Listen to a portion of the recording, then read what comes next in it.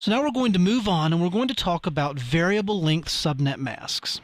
Now, variable length subnet masks, or VLSM, is used in large enterprise networks to more efficiently use the available address space. And VLSM has a very specific definition. Essentially, VLSM is defined as using two or more different subnet masks within the same classful network. Now, if you're ever wondering if you're using VLSM, you can just do a show IP route on any router in your network, and it'll be very helpful and tell you this network is variably subnetted, and you'll see it when we get into the labs here in just a little bit.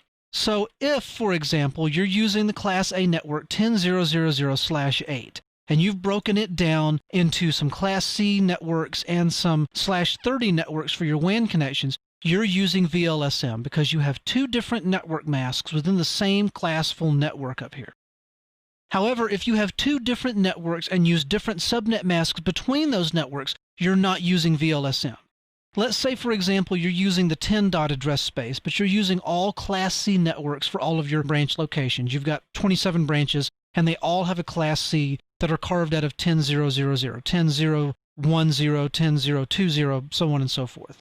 Let's say for your WAN links, you're carving out a single Class C network, this 192.168.1.0, with that subnet mask, the /30, for your WAN connections.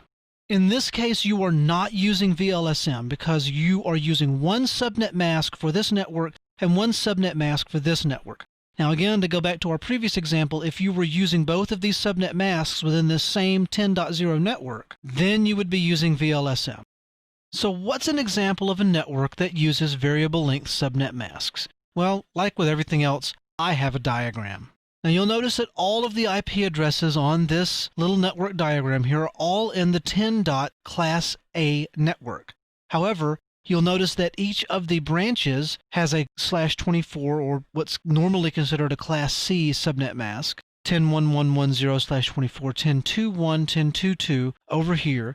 However, each of the WAN links between the routers all use a /30 subnet mask, so there's only two IP addresses on the link, one for each end of the link.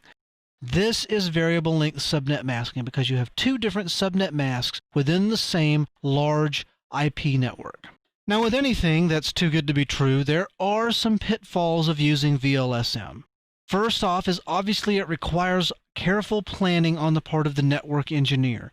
You want to make sure that you use the right size networks in all the locations so you don't have to go in and add multiple small networks to a single location when a larger network, when a single larger network, would have worked just as well.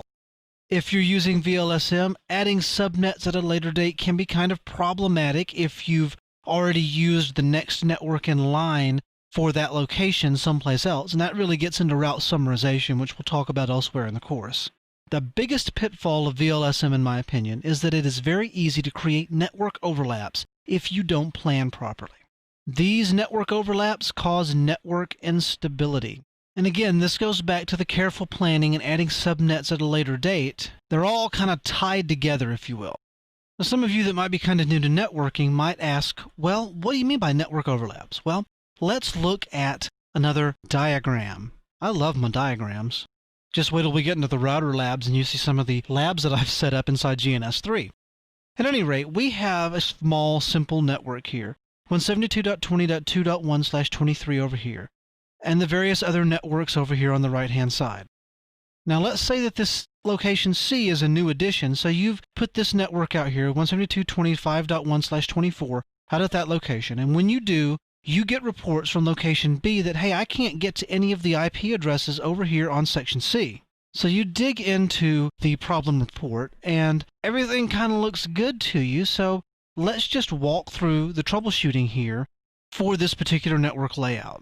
Now, if you're going to examine routing, the first thing you'll want to do is just lay out all of the networks as configured across your network.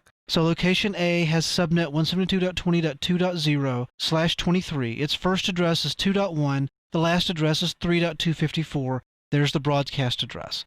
Location B has 20.4.0. Its first address is 4.1. Its last address is 5.254. There's the broadcast. Location C has 5. Wait a minute. These two locations overlap. That's what we mean by a network overlap. the same range of IP addresses are configured at both location C and location B. So what's actually happening is that hosts on network B think that these hosts down here that are on network C are on the local subnet. So it's just sending out ARP requests to the local subnet, to 5.5 or 5.7 or whatever address you're trying to get to, and nothing on this network is responding. Hosts from network A see this 5.1 network as being behind both routers B and router C.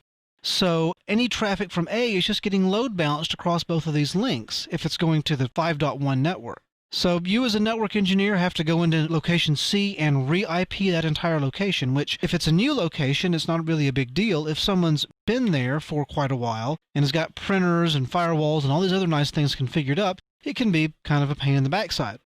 So that concludes our discussion of the joys and pain of variable length subnet masks.